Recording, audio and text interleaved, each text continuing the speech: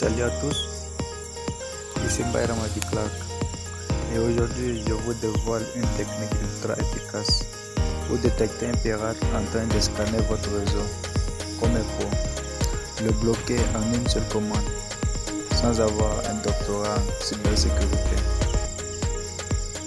Et je vous invite aussi à rester jusqu'à la fin de la vidéo puisque je vous donne une petite astuce qui va vous permettre de lui pourrir la journée. Let's go!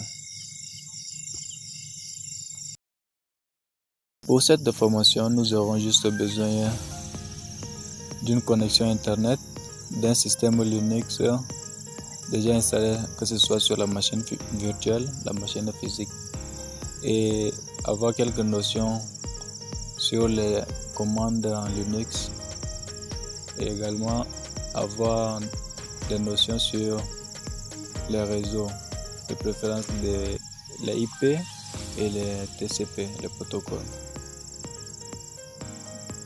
Donc nous allons installer l'outil Wireshark avec la commande sudo apt install Wireshark. Et maintenant le -y mis à la fin, c'est juste pour éviter d'entrer le oui ou soit le yes en anglais lors de l'installation. Après avoir installé, nous devons juste vérifier s'il est déjà installé. On entre dans le menu démarrer de notre système, on fouille parmi les applications installées et voilà, on le retrouve. Donc nous allons le lancer. Pour lancer ça, nous aurons deux moyens de le lancer, que ce soit par invite commande ou soit de le chercher parmi les applications installées et de le lancer comme on a l'habitude de le faire sur Windows. Donc maintenant on le lance par invite de commande en tapant le sudo Wireshark dans l'outil Wireshark. La barre de navigation en haut, située en haut, et en plein centre nous avons les interfaces réseau. Donc nous allons nous intéresser à l'interface Wi-Fi. Tu cliques sur l'interface Wi-Fi et tu atterris à la liste des conversations. Cette grande liste est comme un journal de bord. Chaque ligne est égale à un échange de paquets sur le réseau. Vous avez aussi la possibilité de cliquer sur la ligne et voir les détails du paquet, de transfert du paquet.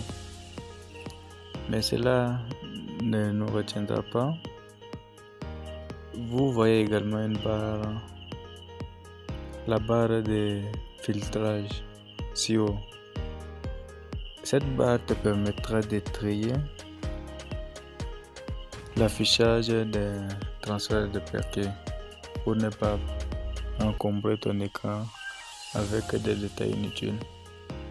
Vous pouvez dans cette barre entrer par exemple DNS pour lister les fichiers ayant rapport, les transferts ayant rapport au DNS.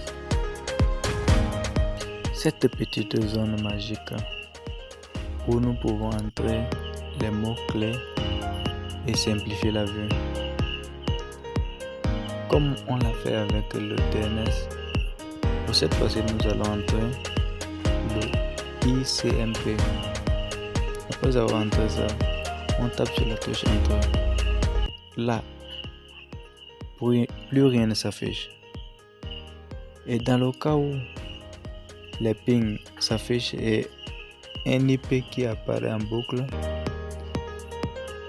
là c'est clair, il y a un pirate qui essaie de récupérer les données ou qui scanne ton réseau. Donc ce qu'il faut faire, il faut juste récupérer le ping source et essayer de le bloquer avec le IP tab. Voici un défi pour vous en qualité d'expert si je ne m'abuse. Vous pouvez le faire en 1 minute. À vous le clavier. L'exercice maintenant vous demande de bloquer le port SSH 22.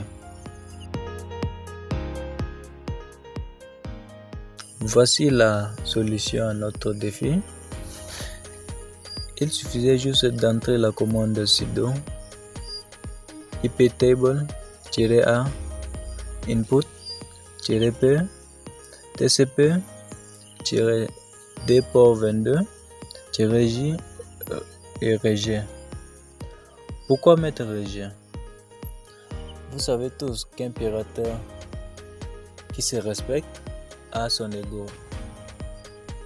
Et maintenant, il essaye d'accéder à des informations et boum, il voit accès refusé.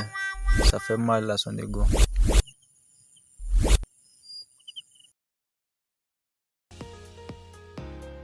Il n'est plus question de traquer les pings louches. Maintenant, on passe à la contre-attaque avec l'outil iptable. En entrant la commande sudo iptable-a espace input-s avec l'adresse IP du tracker -j drop. Cette commande nous permettra de bloquer le trafic entrant de l'adresse du pirate. Ici, le -a input réfère le trafic entrant. Le -s, c'est pour l'adresse IP du pirate. Le -j drop, silence radio. C'est-à-dire, on coupe sa communication. Il ne peut plus accéder à notre machine, ni l'envoyer les informations, ni récupérer les informations de notre machine. Après avoir entré cette commande, on retourne à Wireshark et la magie. Les paquets arrivent toujours, mais plus aucune réponse. Astuce pour les pros. Je vous conseillerais de sauvegarder vos règles avant tout redémarrage avec la commande sudo iptable-d6 save etc. Puis mettre le nom où vous voulez donner à vos règles et sauvegarder. Et pour restaurer les commandes, il faut entrer le sudo iptable-restore. Pour finir, nous allons faire un petit résumé de ce qu'on a vu à voir aujourd'hui. Nous avons premièrement vu l'outil Wireshark qui nous a permis de scanner le trafic réseau de notre machine et voir également les pirates qui essayent d'accéder à nos informations. Et deuxièmement, l'outil iptable qui nous a permis de bloquer les adresses IP des pirates en question et également de bloquer certains ports avec l'exercice qu'on a eu à voir. Ok, merci pour votre attention et merci jusqu'à la fin de ce tuto. Je vous invite à liker si ce n'est déjà fait et à commenter si tu as aimé la vidéo et reste accroché.